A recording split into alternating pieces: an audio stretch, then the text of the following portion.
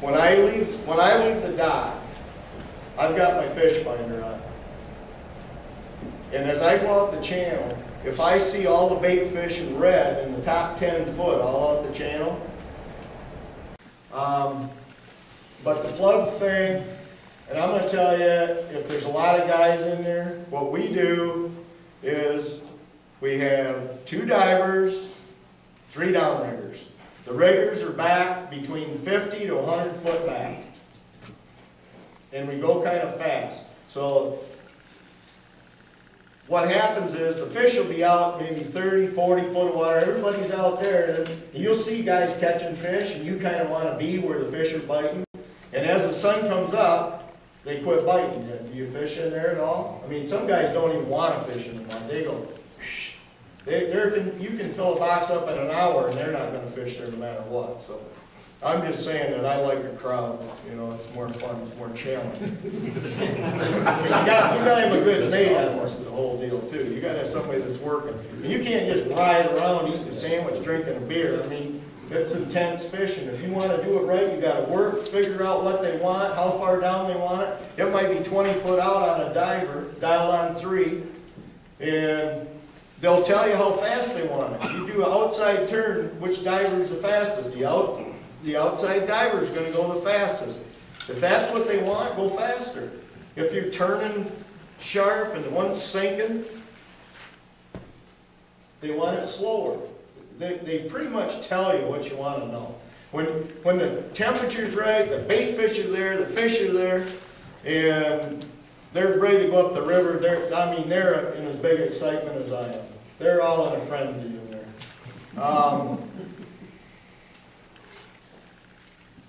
Pretty much those are our go-to plugs that are going around here, home with somebody probably. The Pearl Tonic, there's a couple of those. Those work really well. Sometimes they'll fool you and they'll bite it really good in the bright sun. The whole day.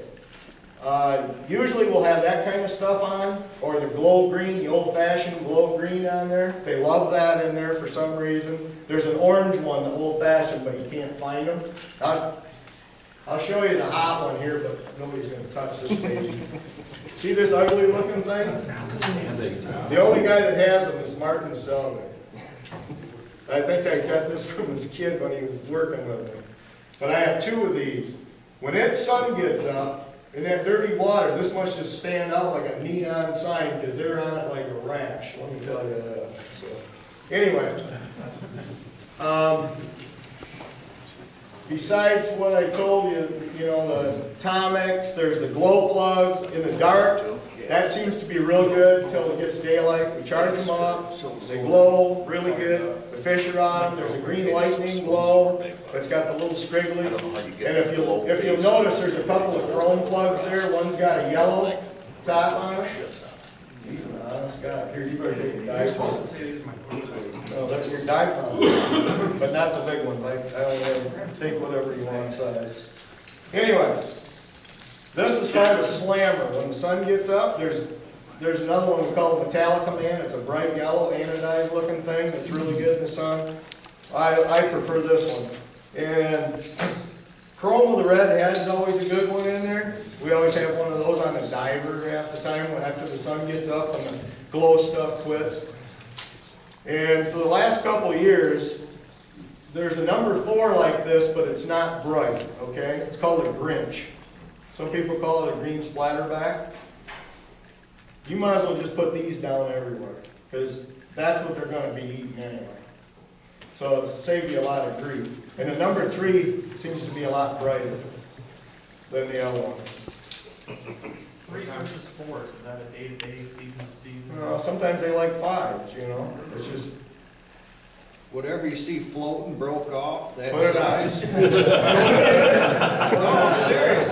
He didn't break it. You know, he didn't just throw the thing off his boat. Yeah, that's how we used to get all those old-fashioned greens. And there used to be a lot of blue ones floating around, the blue glow. And it was an army, drab-looking, ugly green. Those would be floating all over. It wasn't somebody was mad at them, they were all throwing them off the back of the boat. Fish took them. And that's another thing I want to mention. Don't use a big swivel that your bait can't slide up your line. If that line breaks, you want it to slide up so you can spin around and go get your plug. If you got a big swivel on there, that fish is gonna take it away and you're never gonna see it again. You don't just time right on? Time directly, Okay. directly to the bead chain. That's only on those type of plugs. Don't do it on an Ace High or Atomic or else, Now, you just and these Tomics, anyway. what, I don't know, some of you might have Tomics that have a little loop on the back and they got a little, like, well, yeah, but it's got what's those hooks out of color? Huh? Stinger hook? No, yeah, it's a eagle claw, laser sharp on the back. Cut that damn thing off, put you a little swivel onto this thing, and make you a J-plug harness on here. If you want to catch fish, they can't use the lure to pry it away from you. And the bad thing about these, if you lose one, adios. And another thing, I'm going to tell you right up front, it's really important to have sharp hooks. And we take whatever's on them off right away. I was using a lot of Gamakatsu. They're sharp, but they're weak. It's okay if you're out fishing someplace and that's what drags you forward, you know. But owner hooks, the Outdoorsman has them in bulk, like 50 packs. Number one on flies. What kinds of?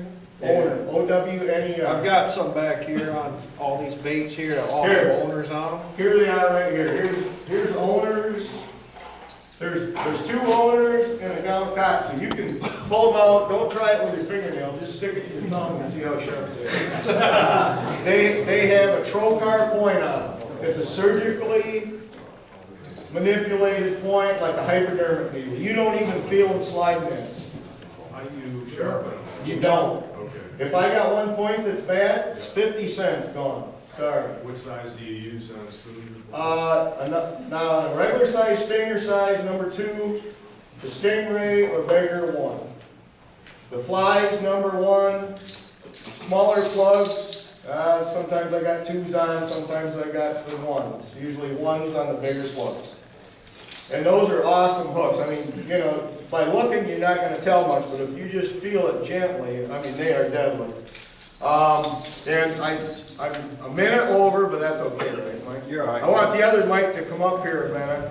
Last year, we fished he doesn't know I'm doing this, but last year, we fished the Salmon and Wine Song Fest thing at Grand Haven, September 20th. We had 6 women that never fished before.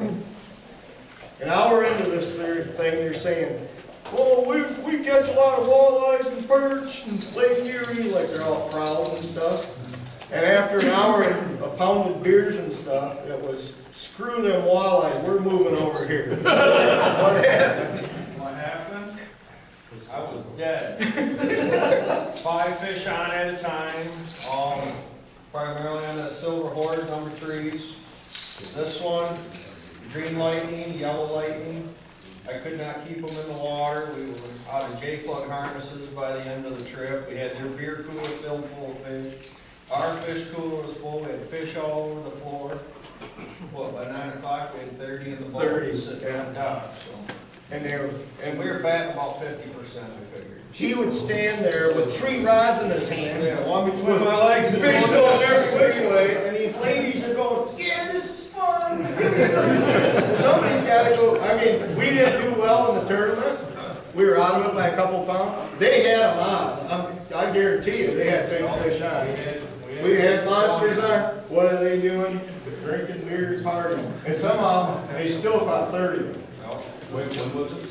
September 20. At Grand Haven, September 20. That's usually about the end of it. He ran. This is the channel? Yep, at the end. What I didn't get to this before is, they'll be out in front, and as that sun comes up, they move right into the mud, and by 8:30, they're going in the channel. They disappear, everybody's looking at each other, where are they? Well, you see us where? In the channel, following. You gotta stay on the fish. I'm not kidding you. Oh yeah, yep. If you want to catch them in the mud, you can't just ride up and down the lake and not pay attention. If there's 4 boats here with fish on, what the heck are you doing over here? You wanna get around and on right where they're at, because that's where they're at. How far up the channel do you chase them? Oh, usually the sand dock. You go as far as the planks? Yeah, yeah. You go that far?